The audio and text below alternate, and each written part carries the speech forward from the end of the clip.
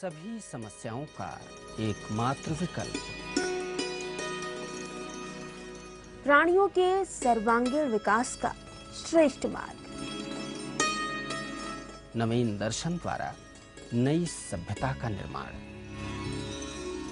शोषण मुक्त आदर्श मानव समाज की स्थापना। भगवान श्री श्री आनंद मूर्ति जी की अनुपम भेंट। आनंद मार्ग, आत्म मोक्षार्थम जगत हिताय च।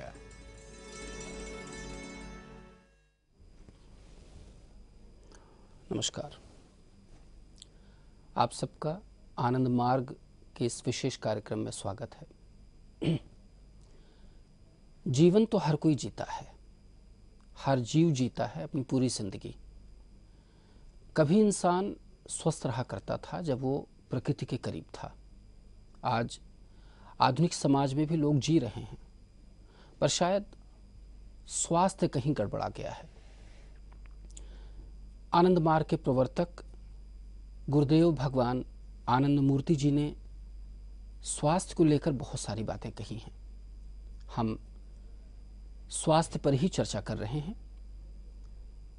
आदरणीय सन्यासी आचार्य रुद्रानंद जी महाराज से। तो आज का विषय है समन्वित जीवन। आइए हम जानें कि जीवन समन्वित कैसे हो, शरीर, मन और प्राण संतुलित कैसे हो। दादा नमस्कार।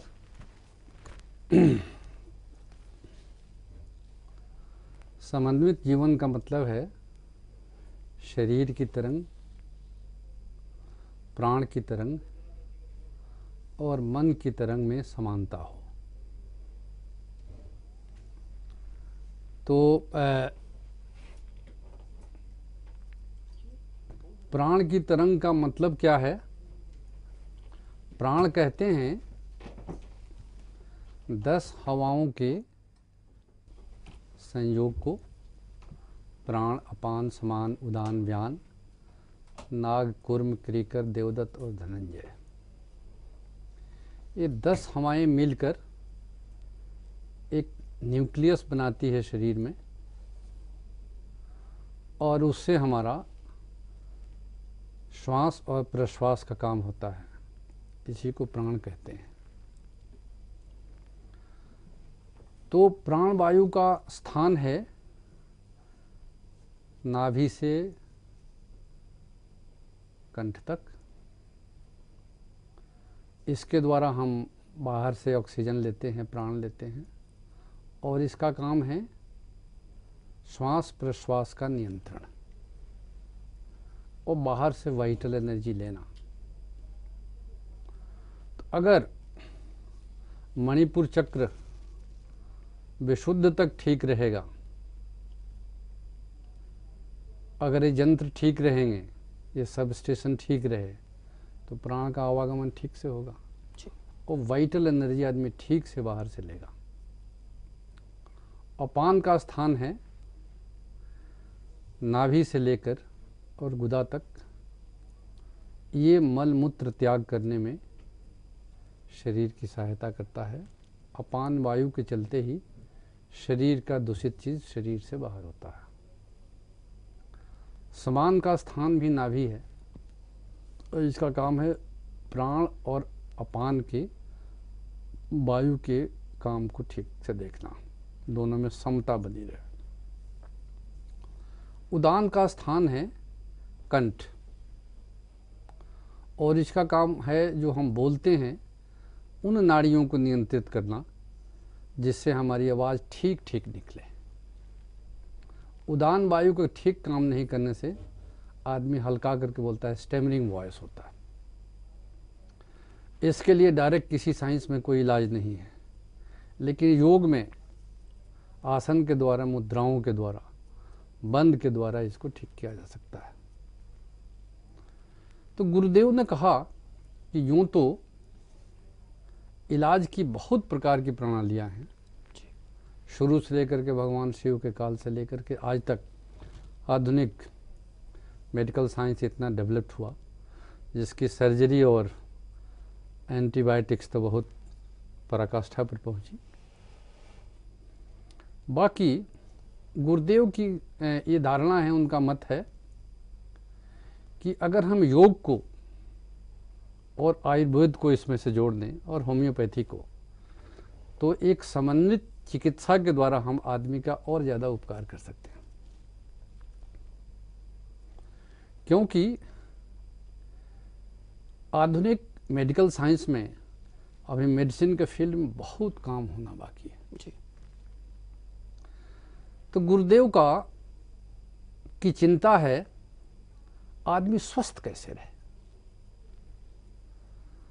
तो पूरे स्वास्थ्य के लिए, होल हेल्थ के लिए उनका एक होलिस्टिक व्यू है। तो जब प्राण, शरीर और मन की तरंग में सामरसता रहती है तो आदमी स्वस्थ रहता है। और इसमें किसी में भी अगर विकार पैदा हुआ, समानता नहीं हुई, तो स्वाभाविक आदमी बीमार हो जाएगा। तो ये 5 अंतरंग वायु हैं जिसका हमने अभी जिक्र किया, प्राण, अपान, समान, उदान, व्यान। और 5 बहिरंग हैं, बाहर से काम करती है, नाग, कुर्म, क्रीकर, देवदत्त और धनंजय वायु। नाग वायु के चलते शरीर में फैलाव होता है, हम जंप करते हैं, खेलते हैं, कूदते हैं, इतने प्रकार के जो काम हम कर रहे हैं इसमें नाग वायु की सहायता है। कुर्म वायु से संकोचन का काम होता है, जो हम सिकोड़ रहे हैं हाथ को, ये कुर्म वायु की मदद से होता है। क्रीकर से जम्हाई आती है, उससे भी आदमी रिलैक्स होता है। देवदत्त से भूख प्यास लगती है, और देवदत्त वायु का स्थान है बड़ी आंत का अंतिम हिस्सा। अगर पेट साफ नहीं हो, कब्ज हो, तो आदमी को भूख नहीं लगती। खाने का वक्त हो गया लेकिन आदमी कहता है कि भूख नहीं है। अचानक मल का बेग हुआ, बाथरूम गए, और जैसे ही पेट साफ हुआ, लौटते लौटते भूख की इच्छा आदमी की हो जाती है। इसका मतलब है कि धनंजय, देवदत्त वायु के काम करने का जो एरिया है, उसका स्पेस वो खाली हो गया। मतलब देवदत्त वायु काम करने लगी। अगर क्षुधा नहीं है, इसका मतलब वायु का भी दोष है, देवदत्त वायु का। इसलिए इस होलिस्टिक व्यू में पेट के परिष्कार पर बहुत जोर दिया है। इसलिए गुरुदेव ने कहा कि ऐसा भोजन करो जो पेट को परिष्कृत रखे। इसमें फाइबर युक्त, खट्टा मीठा रस वाला भोजन, इस प्रकार का भोजन लें कि जो पेट की सफाई होती रहे। और अंतिम वायु है धनंजय। इसका काम है कि शरीर को आराम मिले। इसी के द्वारा आदमी निद्रा को प्राप्त करता है। इस वायु में दोष होने से आदमी को अनिद्रा होती है, इंसोम्निया। अर्जुन का एक नाम धनंजय है, जिसको निद्रा पर कंट्रोल है, उसको धनंजय वायु पर कंट्रोल होगा। गुरुदेव भगवान श्री श्री आनंद मूर्ति जी ने कहा कि नींद और भूख हम जितना बढ़ाना चाहे बढ़ा सकते हैं, जितना घटाना चाहे उसको घटा सकते हैं। इसलिए इस वायु पर धीरे धीरे आदमी कंट्रोल कर सकता है, क्योंकि नींद से ही बचा करके आदमी बड़ा से बड़ा काम दुनिया में कर सकता है। नींद कितनी लेनी चाहिए दादा एक सामान्य आदमी को? 6-7 घंटे बहुत नींद है। बाकी 12 से 3 के बीच में ही सही आदमी को डीप निद्रा आती है। अच्छा, जो लोग रात में नहीं सो पाते, वो क्या दिन में सो सकते हैं, या दिनचर्या बिल्कुल फिक्स होनी चाहिए, ऐसा कुछ? असली में सोने का समय तो रात ही है, इसलिए कि 2 प्रकार की ग्रंथियां हमारे शरीर में हैं, सनबॉर्न और मूलबॉर्न। रात के अंधेरे में जो मूनबॉर्न ग्रंथियां हैं वो श्राव करती है, जिससे शरीर को आराम मिलता है। उसके लिए अंधकार चाहिए ही। और जो ग्रंथियां दिन में सनबॉर्न हैं, वो ग्रंथियां दिन में काम करने की शक्ति देती हैं। इसलिए जब सनबॉर्न ग्रंथियां काम कर रही हैं उस समय आराम हो नहीं सकती। इसलिए दीर्घ जीवन के लिए, स्वस्थ जीवन के लिए दिवा निद्रा मना है। रोग की अवस्था में आदमी आराम कर सकता है, बहुत थका हो तो आराम कर सकता है, लेकिन रात जैसी डीप निद्रा दिन में आ नहीं सकती है। तो दादा अमूमन देखा गया है कि लोग सुबह नाश्ते के बाद सोना पसंद करते हैं, या दोपहर के खाने के बाद, या शाम को। अक्सर लोगों के रूटीन में है ये कि दिन में 1 आध घंटे आराम करेंगे, सोएंगे, तो वो 15-20 मिनट खाने के बाद समय मिलता है तो आराम करना चाहिए, लेकिन सोना ठीक नहीं है। क्योंकि खाने के बाद अगर तुरंत सो जाते हैं, खास करके दिन में, तो आपको डाइजेशन का जो प्रोसेस है कम हो जाएगा, स्लो हो जाएगा। इसलिए दिवा निद्रा मना है स्वास्थ्य के लिए। दादा एक छोटा सा ब्रेक लेंगे, आप लोग कहीं जाइए मत। सभी समस्याओं का एकमात्र विकल्प, प्राणियों के सर्वांगीण विकास का श्रेष्ठ मार्ग,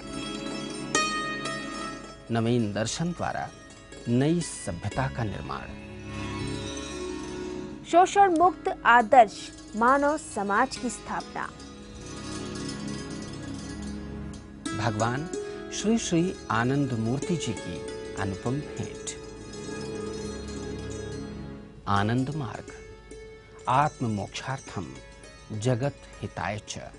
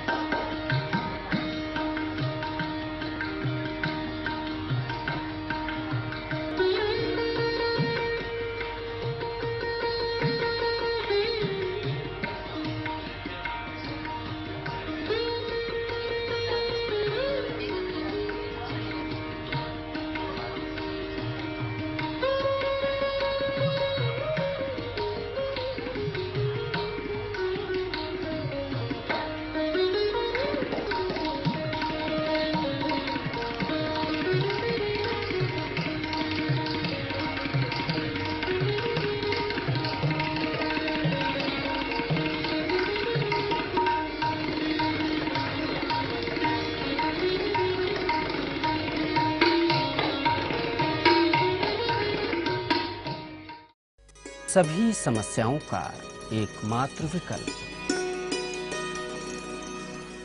प्राणियों के सर्वांगीण विकास का श्रेष्ठ मार्ग,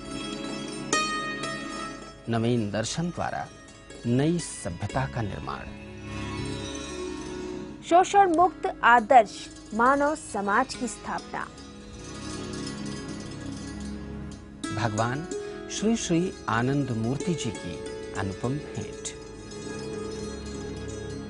आनंद मार्ग, आत्म मोक्षार्थम जगत हिताय च। स्वागत है आपका। हम दादा से आज ये जान रहे हैं कि समन्वित जीवन क्या है। तो एक मन में प्रश्न उठता है कि मन और प्राण में क्या भेद है, और इन दोनों के समाहित होने से किस तरह से हमारा शरीर अपना कार्य करता है। दादा इस पर प्रकाश डालें। तो ये 10 वायु मिलकर और जो काम करते हैं उससे हम श्वास और प्रश्वास लेते हैं, श्वास लेते हैं और छोड़ते हैं, और इसका प्रभाव हमारे मन के चिंतन पर भी पड़ता है। श्वास लेना और छोड़ना दोनों के बीच में एक अवस्था है जिसको बोलते हैं कुंभक, एक पॉज आता है। बोला, श्वास लिया और छोड़ा, एक पॉज आया। तो इस पॉज के पीरियड में आदमी कोई नई आइडिया ले सकता है, कंसेप्चुअल पावर बढ़ता है। और ये जितना ही आदमी का लंबा होगा, सांस लिया और छोड़ा उसके बीच में पौ जितना लंबा होगा आदमी उतना ही दीर्घायु होगा, उतना ही आदमी संयमित होगा, उतना ही आदमी कॉन्सेंट्रेटेड होगा, उतना ही आदमी बड़ा काम कर सकता है। ये तो दादा आपने बिल्कुल नई बात बता दी कि सांस लेने की प्रक्रिया क्या है, एक तरह से यही बात हुई ना। तो श्वास ले रहे हैं, छोड़ रहे हैं, लेकिन हम जानते नहीं, संयम नहीं है। तो ये अगर जिस प्राण पर संयम नहीं है वो मन को चंचल करता है।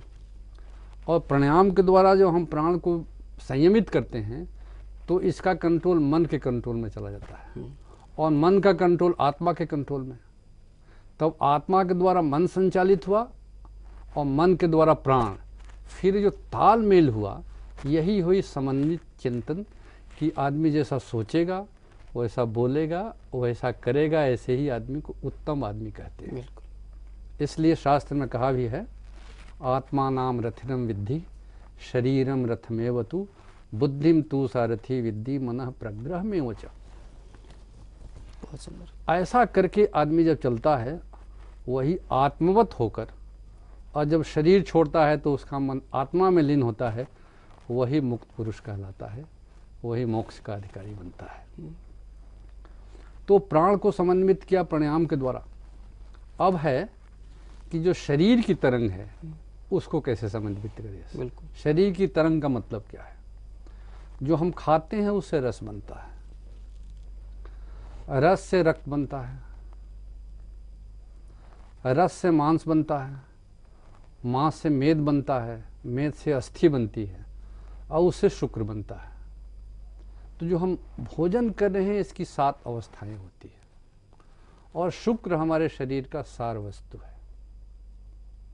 इसी में अगर किसी प्रकार का समन्वय नहीं रहा, या तो रस दूषित हुआ, एसिडिक भोजन अधिक किया, तामसिक आहार करने से मांस मदिरा ये खाया तो जो रस गया वो एसिडिक बना, तो उससे दूषित खून बनेगा, तो उससे सारा का सारा सप्त धातु दूषित हो जाएगा। और अगर शुक्र दूषित हो गया, पहुंचा नहीं जिस अंग में, तो वो रोग पैदा करता है। बिल्कुल।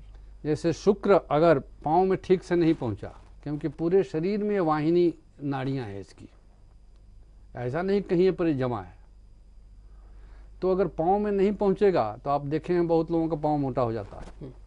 हाथी पाँव, फिल पाँव या एलिफेंटाइसिस इसको कहते हैं। ये पाँव में या हाथ में शुक्र की कमी से रोग होता है। तो शरीर की तरंग को समन्वित करने का मतलब है जो 7 रस है शरीर का, रक्त भोजन का जो सार शुक्र है वो शुद्ध रहे। दादा शुक्र मैं जहाँ तक समझता हूँ शायद वीर की बात आप कर रहे हैं, तो इसका मेरे मन में आया नहीं, कि शुक्र और वीर्य 2 चीज नहीं है। ओके। दो चीज है। शुक्र उसका जो टेस्टिज के संपर्क में और ओवरी के संपर्क में जब शुक्र आता है तो वो स्पर्म और ओवा में कन्वर्ट हो जाता है। अच्छा। इन ग्रंथियों के संपर्क में आने पर, और अगर इसके संपर्क में नहीं आएगा तो शरीर में शुक्र के रूप में पोषित करने वाला तत्व बन करके नर्वस सिस्टम को, ब्रेन को पोषित वही करता है, उसकी खुराक वही। और पूरे शरीर में लावण्य पैदा करना, जो रूप है आदमी का, उसी शुक्र से बनता है। दादा मैंने कहीं पढ़ा था, ब्रह्मचारेण ही तपसा देवा मृत्युम उपागनत, तो इसका मतलब कि ब्रह्मचर्य का जीवन पर क्या प्रभाव है, इसको कैसे संतुलित कैसे किया जाए और कैसे इसका निर्वाह किया जाए? बहुत अच्छा आपने प्रश्न किया। ब्रह्मचर्य में 2 उसका सिलेबल है, ब्रह्म और चर्य। ब्रह्म का मतलब है परमात्मा, और चर्य का मतलब है उसमें विचरण करना, उनमें विचरण करना। जी। इसका शारीरिक अर्थ कोई नहीं है, लेकिन अगर संयम जीवन में नहीं रहेगा, शुक्र अगर शरीर में नहीं रहेगा, स्पर्म और ओवा के रूप में कन्वर्ट होकर शरीर से अगर बाहर हो जाएगा तो नर्वस सिस्टम कमजोर हो जाएगा, वीक हो जाएगा। और परमात्मा कमजोर को नहीं मिलते हैं, शिखंडी को भगवान नहीं मिलते हैं, अर्जुन को मिलते हैं। शास्त्र में भी जोर दे करके इस बात को कही गई है कि दुर्बलों के लिए परमात्मा उपलब्ध नहीं है, बलवान के लिए, बलहीन के लिए नहीं।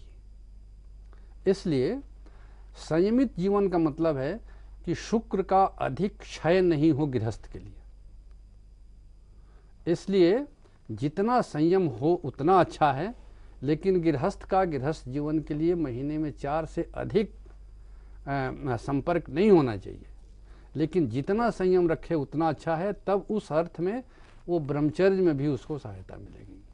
तो ब्रह्मचर्य 2 प्रकार का है, नैष्ठिक ब्रह्मचर्य और प्रजापात्य ब्रह्मचर्य।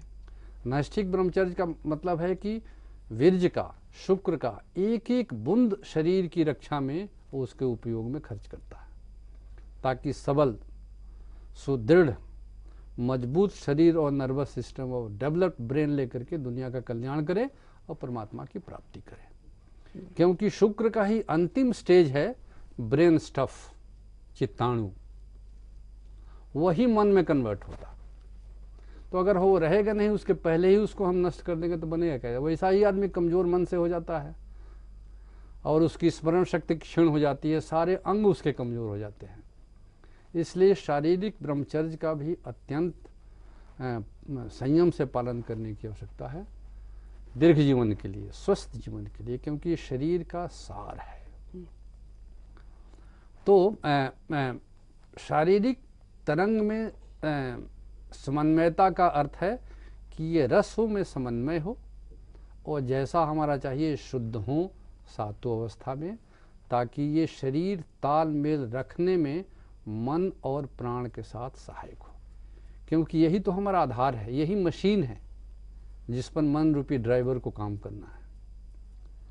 अब है तीसरा मन। तो ये मन के लिए और आत्मा के लिए दर्शन पढ़ने से आदमी कुछ पाता नहीं, कंफ्यूज हो जाता है कि मन किसको कहें, आत्मा किसको कहें। कहीं कहीं आदमी कहता है कि मेरी आत्मा नहीं मान रही है, कोई कहता है कि मेरा मन नहीं मान रहा है। तो मन और आत्मा को एक दूसरे के लिए प्रयोग करते हैं, लेकिन ये सही नहीं है। मन है जो कर्म करने में हमको मदद करता है। इसके 3 भाग है, एक करने वाला मन जिसको कर्ता मन या अहम तत्व कहते हैं, और दूसरा जो हमको ये साबित करता है कि मैं हूँ उसको महत तत्व कहते हैं या मैंपन कहते हैं। जब मैं हूँ तब न कर्म करूँगा। बिल्कुल। और तीसरा है कर्म किया उसका फल सामने आया, उसको कहते हैं चित्त। तो चित्त, अहम तत्व और महत तत्व के मेल को मन कहते हैं। और इस पर जो छाया है, इसका जो साक्षित्व कर रहा है, साक्षी बोध है, उसको आत्मा कहते हैं। जैसे आकाश का चांद और थाली का चांद। आकाश में चांद है उनको परमात्मा कहें, क्योंकि जीवात्मा के ऊपर, जीव के मन के ऊपर परमात्मा की छाया है, उसी को आत्मा कहते हैं। तो आकाश का चांद की प्रतिछाया अगर कटोरे में पानी रखा उसमें आती है, तो कटोरे वाली जो छाया है वही आत्मा। कटोरे का पानी हटा दीजिए, कटोरा हटा दीजिए तो छाया हट गई। इसलिए हर जीवात्मा पर जो छाया परमात्मा की है उसी को आत्मा कहते हैं। उसका काम है साक्षित्व बोध का, देखने का। तो शरीर की तरंग, प्राण की तरंग और मन की तरंग। मन की तरंग का मतलब है कि मन है चित्ताणुओं का खेल, और ये सारा जगत, ये सारा संसार परमात्मा के चित्ताणुओं से बना हुआ है। बहुत अच्छा बताया दादा आपने। शरीर, मन और प्राण को अगर समाहित कर लिया जाए, संतुलित कर लिया जाए, तो समन्वित जीवन जिया जा सकता है। बहुत ही कम शब्दों में बहुत ही अच्छे ढंग से आपने सबको बताया। आशा है आप लोगों को कार्यक्रम पसंद आ रहा होगा। यूं ही आप लोग जुड़े रहें, क्योंकि जीवन की गहराइयों को जानना आनंद मार्ग से जुड़ने से कम नहीं है। आनंद मार्ग से जुड़ें और इसकी विस्तृत जानकारी लें। जीवन क्या है, हम कौन हैं, ऐसी बहुत सारी बातें हैं जो परत दर परत इस कार्यक्रम के द्वारा भी आप समझ सकते हैं। तो जुड़े रहें हमारे साथ। नमस्कार।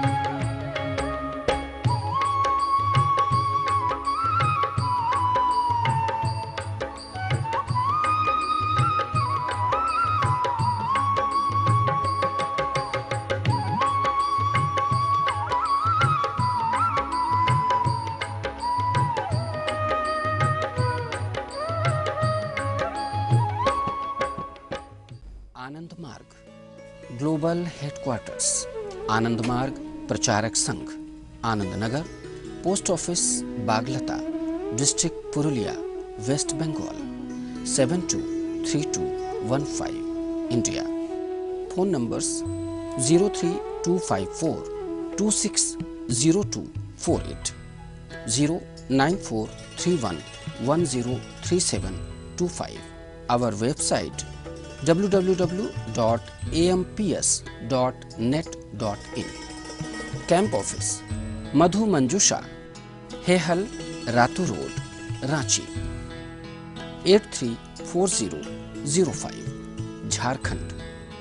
Phone numbers 06512511387, 09431103725।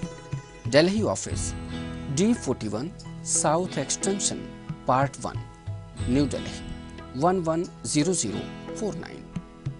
Phone numbers 01124643344, 09818927367, 09999987923। सभी समस्याओं का एकमात्र विकल्प,